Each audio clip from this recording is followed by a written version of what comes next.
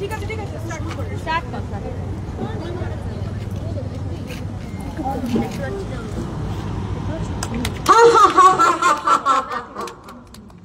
কি হলো?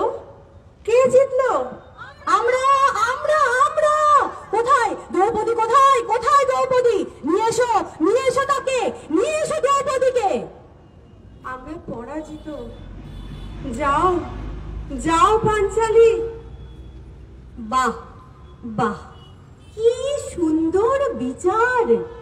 তোমরা পরাজিত হলে অক্ষ ক্রীড়ায়, আর অত্যাচারিত হব আমি। বাহ।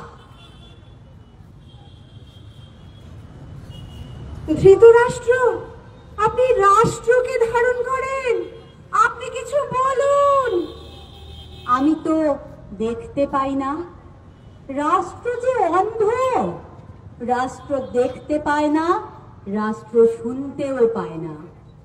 হা সমাজ, দেখো দেখো, রাজপ্রাসাদের মধ্যে রানীর সুরক্ষা নেই।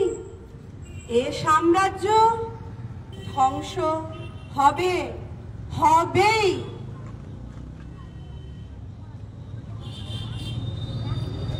বিদুষী হনা এদেশের কৃষি নির্ভর লোকায়ত জীবনের মধ্যে যোগ করেছিলেন এক নতুন অভিজ্ঞান।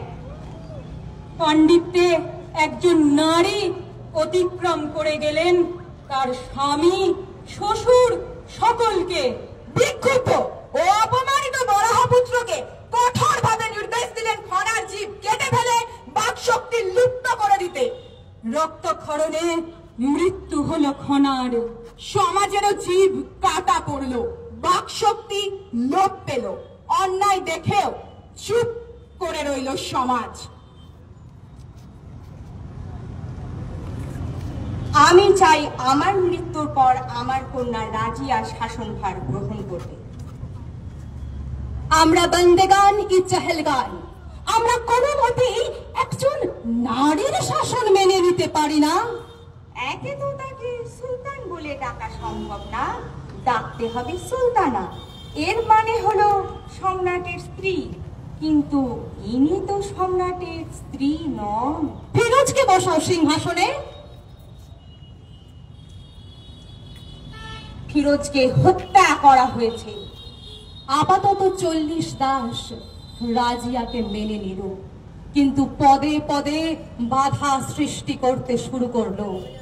সুলতানা রাজিয়ার পতন ঘটে। তার মৃত্যু নিয়ে অসংখ্য গুজব। যেহেতু তিনি ছিলেন একজন নারী শাসক, তাই তার ইতিহাস বা ঘটনাকেই অতিরঞ্জিত করা হয়েছে।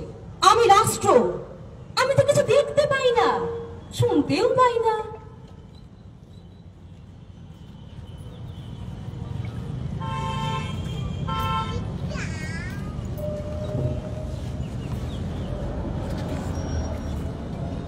স্বামীর চিতায় প্রাণ দেওয়া অত্যন্ত পুণ্য। যাও, আগুনে প্রাণ দাও। না না, আমি বাঁচতে চাই, আমি মরতে চাই না। আমাকে আমাকে বাঁচাও, বাঁচাও। জয় সতী মায়ের জয়, জয় সতী মায়ের জয়, জয় সতী মায়ের জয়।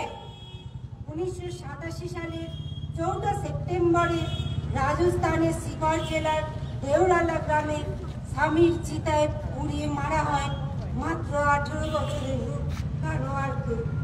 সমাজ, তুমি অন্ধ, তুমি অন্ধ। অন্ধা কানুন, কালি কালি, যুগে যুগে আমি চোখ বুজে থাকি, আমি মুখ বুজে থাকি।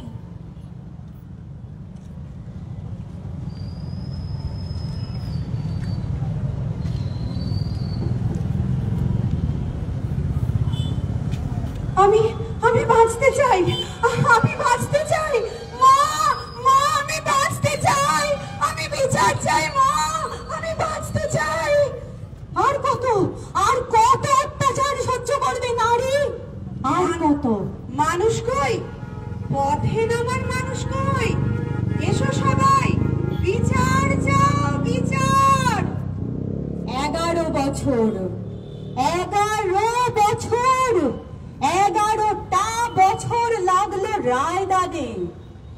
তবুও জালের এবার থেকে নন্দিনী চিৎকার করেই যাবে, রাজা শুনতে পাচ্ছ, রাজা শুনতে পাচ্ছ, রাজা শুনতে পাচ্ছ।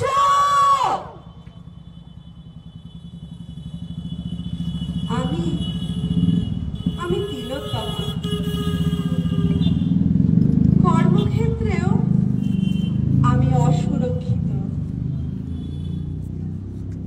এ অসম্মান মেনে নেব না আমরা, আর নয়, আর কিছুতেই নয়। সবাই পথে নামো, গণজাগরণ হোক।